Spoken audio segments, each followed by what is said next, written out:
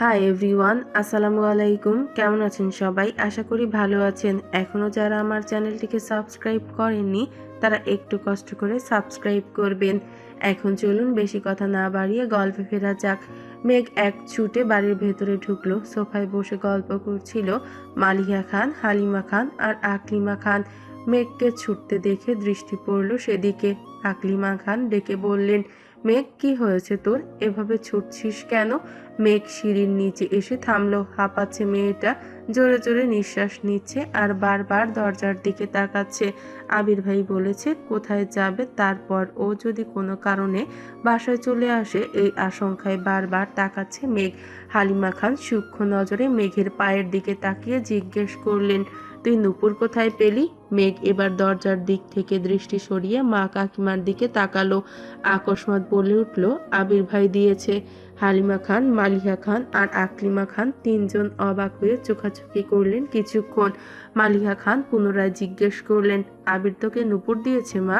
মেঘ এবার স্পষ্ট দৃষ্টিতে তাকালো, একটু রাগী রাগী ভাব নিয়ে বলল, আবির ভাই দিয়েছে বড় আম্মু। তোমার ছেলে না দিলে কি তোমার ছেলের কথা বলতাম আমি? হালিমা খান কয়েক মুহূর্ত নীরব থেকে আবার বললেন, তোর মনে আছে মেঘ, আবির বিদেশ যাওয়ার 6 মাস আগে তোর নূপুরগুলো তোর থেকে আমি নিয়ে নিয়েছিলাম? মেঘ কিছুক্ষণ ভাবলো, তারপর বলল, হ্যাঁ আম্মু, মনে আছে। ওই নূপুরগুলো কোথায়? হালিমা খান সহসা উত্তর দিলেন, ওইগুলো তো আমার কাছেই আছে, কিন্তু সেদিন নূপুরগুলো আমি নিজের ইচ্ছেতে নেইনি, আবিরই বলেছিল নিতে। মেঘ চমকে উঠল মায়ের কথায়, কিছু ছুটে এসে বসলো সোফায়। কি হয়েছিল বলো আম্মু, কেন নিয়েছিলে? হালিমা খান একটু ভেবেচিন্তে বললেন, তেমন কিছু না। আবির আমার কাছে এসে বলেছিল তোর পায়ের নুপুরের শব্দে নাকি ওর মাথা ধরে, ঘুমাইলে তুই দৌড়াদৌড়ি করিস, ঝনঝন করলে ওর মাথা ব্যথা করে, পড়তে পারে না, তাই বলেছিল নুপুর খুলে রেখে দিতে। তাই আমিও আবিরের কথা মতো তোর থেকে নুপুর নিয়ে নিয়েছিলাম। এরপর তুই আর কখনো চাসনি, আমিও আর তোকে দেইনি। 2-1 বছর পর মনে হয়েছিল আমার, কিন্তু বের করে দেখি এগুলো তোর লাগবে না। এজন্যই তোর বাবাকে বলেছিলাম তুই চাইলে তোকে যেন নতুন বানিয়ে দেয়। তখন তো আবির ছিল না, এজন্যই আজকে তোর পায়ের নুপুর দেখে আমরা অবাক হচ্ছিলাম। মেঘ ভাবনায় পড়ে গেল। ছোটবেলায় আবির ভাই নুপুর খুলতে বললে এখন উনি নিজে হাতে কেন পরিয়ে দিলেন? এখন কি ওনার মাথা ব্যথা ভালো হয়ে গেছে? তৎক্ষণাৎ মনে হলো আবির ভাইয়ের কথা।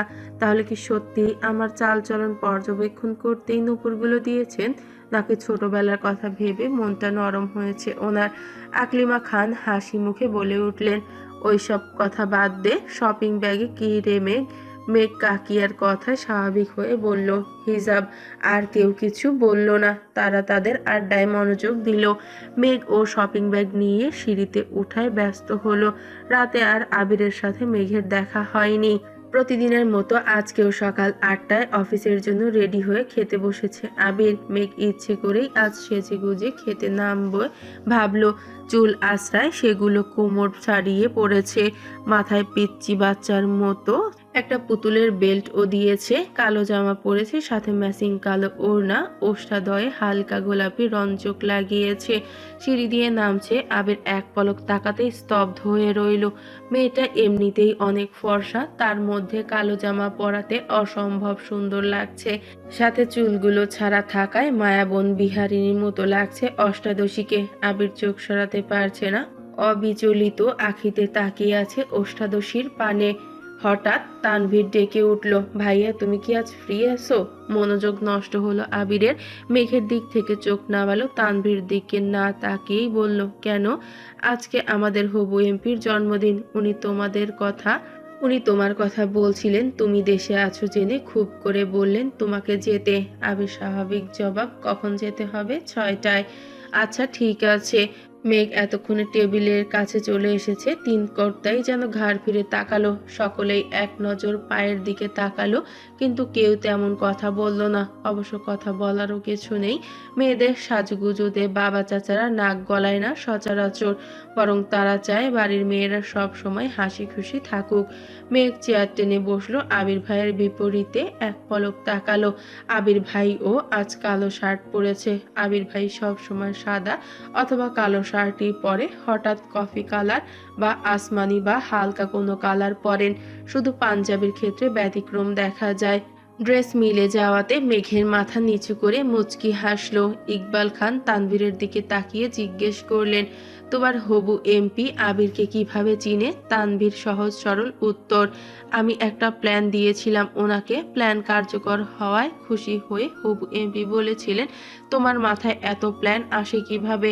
আমি তখন বলেছি, আমার বেশিরভাগ প্ল্যান ভাইয়ার দেন, আমি ভাইয়াকে প্রবলেম শেয়ার করি, তারপর ভাইয়া আমায় প্ল্যান দেয়। তখনই এমপি বলেছিলেন, তাহলে তোমার ভাইয়াকে নিয়ে আইসো। তখন ভাইয়া বাহিরে ছিলেন, আজ ওনার জন্মদিন, তাই সকালবেলা উনি নিজেই আমাকে কল করে জিজ্ঞেস করলেন ভাইয়া আসছে কিনা। আমি হ্যাঁ বলাতে উনি নিজেই বারবার বললেন ভাইয়াকে নিয়ে যেতে। ইকবাল খানের সাথে মোজাম্মেল খান এবং আলী আহমেদ খান ও মনোযোগ দিয়ে তানভীরের কথাগুলো শুনছিল। মোজাম্মেল খান সব সময় চুপচাপ থাকেন, যা সিদ্ধান্ত সকল কিছু বড় ভাইয়ের। তানভীরের এসব কথা শুনে আলী আহমেদ খান রাগে ফুঁসছেন। রাগান্বিত স্বরে বললেন, আবির, আমি কিন্তু তোমায় আগেই সাবধান করেছি, রাজনীতিতে তুমি জড়াবে না। আবির নিরুদ্বেগ কণ্ঠে উত্তর দিল, আমি তো বলেছি রাজনীতি করব না। তাহলে তানভীরকে রাজনীতি নিয়ে প্ল্যান দাও কেন? রাজনীতি নিয়ে মাথা ঘামাও কেন? আর এমপির জন্মদিনে যেতে এক কথায় রাজি হলেই বা কেন? এই বুদ্ধি প্ল্যান বাসায় লাগলে আমাদের ব্যবসায় আরো এই বুদ্ধি প্ল্যান ব্যবসায় লাগালে আমাদের ব্যবসাটা আরো এগুতো। গম্ভীর কণ্ঠে একটানা কথাগুলো বললেন আলী আহমেদ খান। মেঘ, মিম আর আদি চুপচাপ খাচ্ছে। বাবা চাচার কথায় যেন কোনো মনোযোগই নেই তাদের। মেঘ খাচ্ছে আর মিটি হাসছে, আবার একটু পর পর আবির ভাইয়ের দিকে পিট পিট করে তাকাচ্ছে। আলী আহমেদ খানের কথায় আবির খাবার প্লেট থেকে চোখ তুলে তাকালো। রাজভারী কণ্ঠে বলা শুরু করলো, তোমাদের কয়েক বছর যাবৎ একটাই সমস্যা, তানভীর কেন রাজনীতি করে। মেইন কথা, তোমরা রাজনীতি পছন্দ করো না, কিন্তু আমি মন থেকেই চাই তানভীর রাজনীতি করুক, এবং সেই মাঝপথে ছাড়ার জন্য না। সভাপতি, এমপি, মন্ত্রী পদে পদে নিজের সাফল্য বয়ে আনুক, এবং আমার বিশ্বাস আমার ভাই সফল হবে ইনশাআল্লাহ। কয়েক সেকেন্ড থেমে আবার বলা শুরু করলো, প্রতিটা বিষয় আমরা নিজেরা যখন ভাবি তখন একতরফা ভাবি, মনে হয় আমি যা ভাবছি সেটাই ঠিক, এটা করলেই পারফেক্ট হবে, কিন্তু সব দিক থেকে সেটা পারফেক্ট নাও হতে পারে। তাই তানভীরের পরিস্থিতি বুঝে নিজে যা ভাবে সেটা আমায় জানায়। যদি ভাবনা ঠিক থাকে তাহলে আমি বলি ঠিক আছে, না হয় আমি সাজেশন দেই এটা এভাবে না করে ওভাবে কর, এতটুকুই। এই কথাগুলো তানভীর চাইলে আমায় না বলে তাদের কমিটির লোকজনকে বলতে পারত, কিন্তু তানভীরের যেহেতু ইচ্ছা সভাপতি হওয়ার, তার প্ল্যান সভাপতি জানলে সে কাজ করবে, তখন তানভীরের নাম থাকবে না। এজন্য তানভীর আমায় শেয়ার করে। আরেকটা বিষয় হলো ব্যবসা। আমি ব্যবসায় ঢুকেছি মাত্র 1 সপ্তাহ, আমি সব কিছু বুঝে নেই ঠিক মতো, তারপর দেখো ব্যবসায় মনোযোগ দিতে পারি কি না।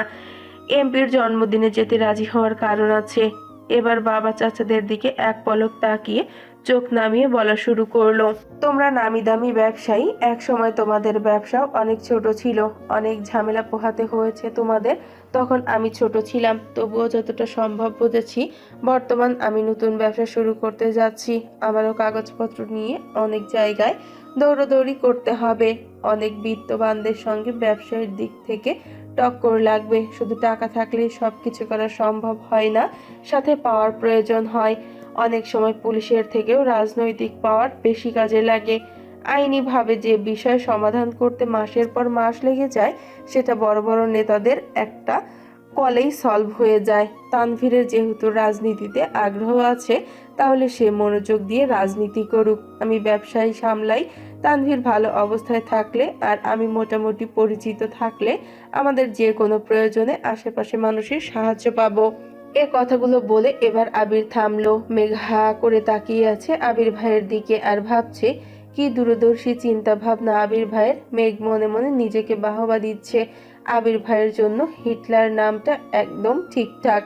আলী আহমেদ খান, মোজাম্মেল খান এবং ইকবাল খান তিনজনই অবাক চোখে তাকিয়ে আছে। ইকবাল খান সহসা বলে উঠলেন, দেখছো ভাইয়া, আবিরের চিন্তা ভাবনা কত দূর, আগে থেকেই ভেবে চিনতে মাঠে নেমেছে। তুমি খামোখা চিন্তা করো ওর জন্য, দেখবে আমাদের ব্যবসাতে খুব শীঘ্রই পরিবর্তন আসবে ইনশাআল্লাহ। আলী আহমেদ খান আর কথা খুঁজে পেলেন না, খাওয়া শেষ করে উঠে গেলেন। মোজাম্মেল খান তানভীরের দিকে তাকিয়ে বললেন, আমাদের নাম না রাখ, আবিরের মান অন্তত রাখিস। তানভীর শীতল কণ্ঠে জবাব দিল, আমি সর্বোচ্চ চেষ্টা করব ভাইয়াকে সব দিক থেকে সাহায্য করার। সকলেই নীরব। এতক্ষণে মোটামুটি সবার খাওয়া শেষ। সবাই সবার মতো উঠে যাচ্ছে। আবিরের খাওয়া শেষ হতেই যেই না উঠতে যাবে, নজর পড়ল অষ্টাদশীর পানে। কাজল পরিহিতা টানা টানা চোখ গভীর দৃষ্টিতে তাকিয়ে আছে আবিরের দিকে। আবির টেনে হিসড়ে দৃষ্টি সংযত করলো। হালকা করে কাশি দিল। মেঘ এখনো বিভোর হয়ে তাকিয়ে আছে। আবির এবার দাঁড়াতে দাঁড়াতে বলল, মুখটা বন্ধ কর মেঘ, মাছি ঢুকবে। মেঘ নড়ে চড়ে বসলো। আবির ততক্ষণে বেসিনে চলে গেছে হাত ধুতে। মেঘ নিজের মাথায় নিজেই গাঁটটা দিল। ছি, আবির ভাই কি ভাবলো? যতই মন শক্ত করি আহাম্মকের মতো আবির ভাইয়ের দিকে তাকিয়ে থাকবো না, ভাবি ততই যেন আবির ভাইয়ের বেকুব সাজতেছি। সেই যে মাথা নিচু করে খাচ্ছে আর মনে মনে নিজেকে বকতে ব্যস্ত। আবির ভাই কখন ব্যাগ নিয়ে বেরিয়েছেন সেদিকেও নজর নেই মেঘের। খাওয়া শেষ করে রুমে গিয়ে পড়তে বসেছে। আজ কোচিং প্রাইভেট নেই, তাই 3টা পর্যন্ত টানা পড়াশোনা করেছে। তারপর গোসল করে খেতে এসেছে। বিকেল হয়েছে, তাই কাকিয়ারা আর বড় আম্মু ঘুমোচ্ছিল। হালিমা খান ও শুয়ে। মেঘের সিঁড়িতে নামার সময় নূপুরের শব্দে বেরিয়ে এসে খাবার দিলেন মেঘকে। মেঘ চুপচাপ খাবার খাচ্ছে। হালিমা খান পাশের চেয়ারে বসে শান্ত কণ্ঠে মেয়েকে জিজ্ঞেস করলেন, পড়াশোনা ঠিকঠাক মতো করছিস তো মা? মেঘ উপর নিচ মাথা নাড়ল শুধু। হালিমা খান বললেন, আর তো কয়েকটা দিন, এরপরই তো রেজাল্ট দিয়ে দিবে, তারপরই তো ভর্তি, পরীক্ষার যুদ্ধ শুরু হয়ে যাবে। মেঘ চুপচাপ খাওয়া শেষ করে সোফায় বসে টিভি দেখছিল। হালিমা খান সব গুছিয়ে মেয়ের পাশে বসলেন। মেঘ কিছুক্ষণ পর মায়ের উরুর ওপরে মাথা রেখে শুয়ে পড়ল। হালিমা খান ও সযত্নে মেঘের মাথায় হাত বুলিয়ে দিচ্ছেন। বিকেলে গোসল করাতে চুলগুলো এখনো ভেজা। হালিমা খান একটু রাগে রাগে বললেন, সারাদিন বাসায় থেকেও বিকেলে গোসল করিস কেন? ঠিক মতো না খেলে, ঠিক মতো গোসল না করলে অসুস্থ হয়ে পড়বি, তখন তো পড়তেই পারবি না। মেঘ চুপচাপ মায়ের হাঁটু আঁকড়ে শুয়ে আছে। ততক্ষণে 5টা বেজে গেছে। আবির আজ একটু তাড়াতাড়ি চলে এসেছে অফিস থেকে। 6টায় এমপির জন্মদিনের অনুষ্ঠানে যেতে হবে। বাড়িতে ঢুকে চুপচাপ সিঁড়ির দিকে যাচ্ছে। পায়ের শব্দে হালিমা খান তাকিয়ে দেখলেন আবির। হালিমা খান কোমল কণ্ঠে বললেন, এত তাড়াতাড়ি চলে এলে যে, কফি দিব তোকে? আবিরের দৃষ্টি পড়ে সোফায় হালিমা খানের উরুতে শুয়ে থাকা মেঘকে দেখে বুকের ভেতর ছ্যাদ করে ওঠে আবিরের। মায়ের কথা শুনে মেঘ ও ঘাড় ঘুরিয়ে তাকায়। চোখে পড়ে সিঁড়ির কাছে আবির ভাইয়ের দিকে। সঙ্গে সঙ্গে সোজা হয়ে উঠে বসলো। আবির তৎক্ষণাৎ তড়িৎ গতিতে মেঘের কাছে এসে ভয়ার্ত কণ্ঠে বলল, কি হয়েছে তোর? বলতে বলতে কপালে গালে গলায় হাত রাখলো একবার। আবির ভাইয়ের উষ্ণ হাতের ছোঁয়ায় কেঁপে উঠল অষ্টাদশী। আবির হাত সরিয়ে উত্তেজিত কণ্ঠে পুনরায় প্রশ্ন করল, শরীর খারাপ লাগছে? মাথা ব্যথা করছে? মেঘ যেন বিস্ময়কর দৃষ্টিতে তাকিয়ে আছে আবির ভাইয়ের অভিমুখে। আবির ভাইয়ের কপালে ঘাম চিকচিক করছে। হালিমা খান অভিযোগের সুরে বললেন, আরে দেখ না, সারাদিন বাসায় থেকেও অসময়ে গোসল করে। এত লম্বা চুল শুকাতে তো সময় লাগে নাকি? নিজের কোনো যত্ন নেয় না, কিছু না। আবির সহসা বলে উঠল, মামুনি একটু কফি করে দিবা প্লিজ? হালিমা খানের সরল উত্তর, তুই বস একটু, এখনই নিয়ে আসছি। হালিমা খান উঠে রান্নাঘরে গেলেন। আবির ঘুরে গিয়ে হালিমা খানের জায়গায় বসলেন। মেঘ নিচের দিকে চেয়ে ঠোঁট কামড়ে ধরে বসে আছে। শীর্ণ বক্ষ ধরফর করছে অষ্টাদশীর। আবির ক্ষুদ্র চোখে তাকিয়ে আছে অষ্টাদশীর পানে। নিরুদ্যম কণ্ঠে শুধালো, কি হয়েছে তোর? মন খারাপ? মেঘের দুনিয়া ঘুরছে। মনের ভেতরে টালমাটাল অবস্থা। হৃৎপিণ্ড ছুটছে দিক বিদিক। কিছু সেকেন্ড পর কোনো রকমে এপাশ ওপাশ মাথা নাড়ল। আবির একটু চুপ থেকে গম্ভীর কণ্ঠে বলল, কেউ বকেছে তোকে? সহসা মেঘের জবাব, কেউ বকেনি। আবির এবার দীর্ঘশ্বাস ফেলল। বেশ ঠান্ডা কণ্ঠে বলল, তাকা আমার দিকে। মেঘ এবার দ্বিতীয় দফায় ধাক্কা খেলো। মেঘ নড়ে উঠল। কাঁপা কাঁপা চোখ তুলে তাকালো আবির ভাইয়ের চোখের দিকে। আবির ভাইয়ের শীতল চাহনিতে অষ্টাদশীর মনে ঝড় শুরু হয়েছে। সাগরের গভীরতার ন্যায় চোখের দিকে বেশ কিছুক্ষণ তাকিয়ে থাকা সম্ভব হলো না মেঘের। চট জলদি মাথা নিচু করে ফেললো। আবির তখনও তীক্ষ্ণ দৃষ্টিতে তাকিয়ে আছে অষ্টাদশীর দিকে। আবারও কিছুটা ভেবে শক্ত কণ্ঠে বলল, মেঘ, আমি এই বাড়ির সিঙ্গেল একটা মানুষের মুখেও তোর নামে অভিযোগ শুনতে চাই না। মেঘের অভিব্যক্তি বোঝা গেল না, চিবুক গলায় নেমেছে। নিজের মনের উথাল পাথাল পরিস্থিতি সামলাতে ব্যস্ত অষ্টাদশী। আবির কপাল গোটায় হঠাৎই পল্লব ফেলে দীর্ঘশ্বাস ছেড়ে শক্ত চাহনিতে মেঘের দিকে তাকায়। কাল থেকে বিকেলে কোচিংয়ে যাবি, ওনাদের 3টায় ব্যাচ আছে, প্রতিদিন 11টায় গোসল করবি, 1টার পর নামাজ পড়ে খেয়ে প্রাইভেটে যাবি, তারপর কোচিং শেষ করে বাসায় আসবি, আমি কোচিংয়ে কথা বলে নিব। এতক্ষণে হালিমা খান কফি নিয়ে হাজির হলেন। আবির স্বাভাবিক কণ্ঠে বললেন, মামুনি, মেঘ কাল থেকে 11টায় গোসল করবে আর বিকেলে কোচিংয়ে যাবে। ওর গোসলের টাইম যদি 1 মিনিট এদিক সেদিক হয় তুমি সঙ্গে সঙ্গে আমায় কল করবা। এতটুকু বলেই কফির কাপ নিয়ে সিঁড়ি দিয়ে ধপধপ করে উপরে চলে গেল। মেঘের হৃৎপিণ্ড 2 ভাগ হয়ে গেল আবির ভাইয়ের কথায়। এতদিন মনের ভেতরে শুধু তুফান চালিয়েছে এই লোকটা, এখন মেঘের জীবনেও তুফান চালাচ্ছে। বন্যা তো দোষটার বেঁচে যাবে। মেঘ একা একা বিকেলে পড়তে যাবে, ওখানে তো কাউরে চিনে না, ভাবতেই আহত হলো মনটা। সোফায় ঠায় হেলান দিয়ে বসে আছে মেঘ। হালিমা খান মেঘকে 1 কাপ কফি এনে দিলেন। মেঘ কিছুটা স্বাভাবিক হয়ে কফি খাওয়ায় মনোযোগ দিল। কিছুক্ষণ পর মেঘ সিঁড়ি দিয়ে উঠছে রুমে যাওয়ার উদ্দেশ্যে। তখনই সিঁড়ি দিয়ে ব্যস্ত পায়ে নামছে আবির ভাই। এমপির জন্মদিনের অনুষ্ঠানে যাওয়ার জন্য রেডি হয়েছে। খয়েরি রঙের শার্ট, কনুই পর্যন্ত হাতা ভাঁজ করা, কালো প্যান্ট দিয়ে ইন করা, নতুন শু জুতা, চোখের নতুন একটা সানগ্লাস, চুলগুলো সুন্দর করে স্টাইল করা। এক পলক তাকাতেই মেঘ থমকে দাঁড়ালো সিঁড়িতেই। আবির ভাইয়ের এক হাত পকেটে, অন্য হাতের আঙ্গুল বাইকের চাবি ঘুরাতে ঘুরাতে মেঘের পাশ কেটে নেমে গেল। মেঘ ওখানেই দাঁড়িয়ে পড়েছে। বডি স্প্রের তীব্র গন্ধে ঘাড় ঘুরিয়ে তাকালো আবির ভাইয়ের দিকে। যতক্ষণ দেখা গেল ততক্ষণ স্থির দৃষ্টিতে তাকিয়ে রইল। বিড়বিড় করে বলল, ওনার যন্ত্রণায় আমাকে পাবনা যেতে হবে মনে হচ্ছে। কিছুক্ষণ পর মেঘ রুমে চলে গেল।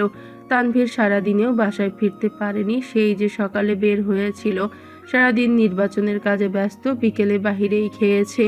তারপর থেকে জন্মদিনের অনুষ্ঠানের কাজে ব্যস্ত। কোথায় কি রাখবে, কিভাবে করবে, সভাপতি, সাধারণ সদস্য সকলেই ব্যস্ত।